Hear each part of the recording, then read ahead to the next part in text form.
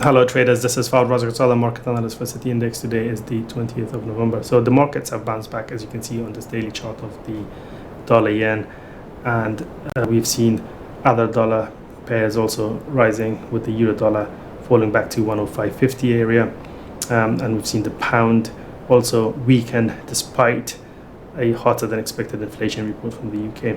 But going back to the dollar yen, and you can see that it is continuing to print bullish price action owing to expectations that the Fed is going to cut rates at a slower pace moving forward. The dollar yen is continuing to print bullish price action. Yesterday it was down quite a bit, but it found support from the 21-day exponential moving average at around 153.28 area before bouncing to print a doji candle on the day's close.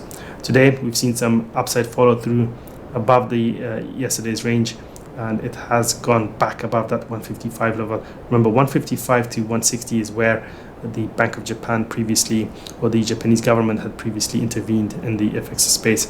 And yesterday the Japanese finance minister again warned of intervention as the dollar yen rises above that 155 area to 160. So let's see if we will see any actual intervention from the Bank of Japan or the Japanese government, and how that might impact the dollar yen. But that's a key risk facing this market moving forward, so be on the watch out for that. In terms of levels to watch, 155 is now key support in so far as the short term is concerned, and if that area breaks down, then we could see a retest of yesterday's low. But the key area of support remains at 152, where we have the 200-day moving average converging with price support and resistance on the daily time frame. In terms of resistance, 156 is a pivotal level in the short-term outlook. This area was tested a couple of days ago, but although we did get a close above it, didn't quite hold there.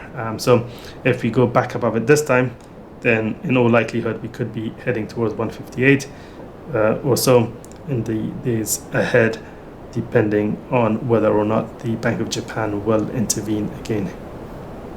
Now the euro dollar continues to trade inside a tight range between 105 to 106. 106 is providing resistance, having served as support back in April. Now that level has broken down, we are seeing price struggle to go back above it. If it does go back above it convincingly, then that could lead to a potential short squeeze rally towards 107, which is the next area of resistance, followed by this area here at around 107.70, where we have the August low converging with the backside of the broken trend line.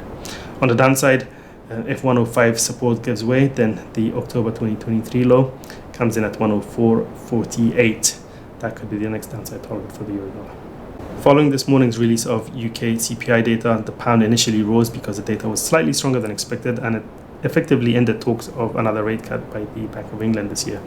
However, as you can see, the cable has now pulled back, turning slightly lower on the session. The key level to watch on the cable is this 126.65 level, which was the low from August.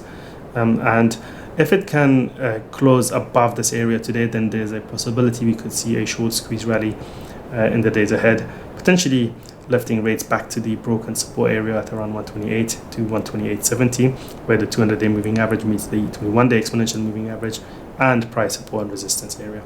On the downside, the next key level of support or potential support will be the psychologically important 125 handle, which is not very far from where we are at the moment. Now, for more market insights and analysis, make sure to check out the news and analysis section at cityindex.com. I'll see you in the next video. Take care.